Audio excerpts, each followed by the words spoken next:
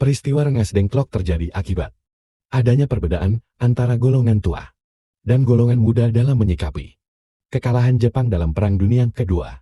Pada dasarnya perbedaan antara golongan tua dan golongan muda menjelang proklamasi kemerdekaan Indonesia terkait waktu yang tepat untuk melaksanakan proklamasi. Jepang menyerah tanpa syarat kepada Sekutu pada tanggal 14 Agustus tahun 1945. Golongan muda yang dipimpin oleh Hairul Saleh menginginkan Soeharto dan Muhammad Hatta segera mengumumkan kemerdekaan Indonesia melalui proklamasi. Akan tetapi, keinginan dari golongan muda mendapatkan tantangan dari golongan tua yang dipimpin oleh Soekarno. Golongan tua berpendapat bahwa proklamasi akan diputuskan melalui sidang panitia persiapan Kemerdekaan Indonesia atau PPKI. Sebelum peristiwa Rengas Dengklok terjadi pada 15 Agustus tahun 1945, golongan muda yang dipimpin Chairul Saleh mengadakan rapat di Pegangsaan Timur, Jakarta, terkait kapan proklamasi kemerdekaan Indonesia dikumandangkan. Dalam rapat disepakati bahwa kemerdekaan Indonesia adalah keputusan rakyat Indonesia, bukan Jepang.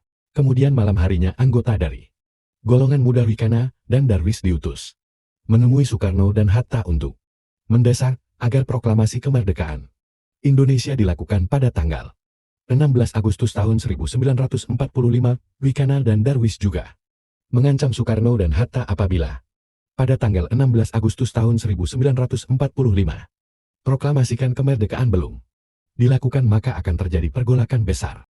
Namun, desakan Wikana dan Darwis tidak dituruti oleh Soekarno dan Hatta. Mendengar itu, Karna dan Darwis lantas mengadakan rapat bersama dengan golongan muda. Dalam rapat diputuskan bahwa Soekarno dan Hatta akan dibawa ke Rengas Dengklok untuk menjauhkan mereka dari pengaruh Jepang. Rencana golongan muda menculik Soekarno dan Hatta ke Rengas Dengklok dilaksanakan pada 16 Agustus. Ketika dibawa golongan muda ke Rengas Dengklok, Soekarno dan Hatta tidak menolak karena mereka sebenarnya merasa bahwa kemerdekaan harus segera diproklamasikan. Namun, karena ancaman dari pemerintah Jepang dan janji kemerdekaan, Soekarno dan Hatta belum mau mengambil keputusan. Setelah sampai di Rengas Dengklok, Soekarno dan Hatta kembali didesak untuk segera memproklamasikan kemerdekaan. Setelah didesak di hadapan Sodancho Singgi, salah satu tokoh golongan muda, Soekarno bersedia memproklamasikan kemerdekaan setelah kembali ke Jakarta. Ketegangan di Rengas Dengklok dapat diakhiri setelah Ahmad Subarjo, salah satu tokoh golongan tua, menjemput Soekarno dan Hatta di Rengas Dengklok dan menjamin proklamasi kemerdekaan terlaksana pada 17 Agustus tahun 1945. Sekembalinya dari Rengas Dengklok, Soekarno dan Hatta menuju ke rumah Laksamana Maeda untuk menyusun naskah proklamasi dan diketik oleh Sayuti Melik.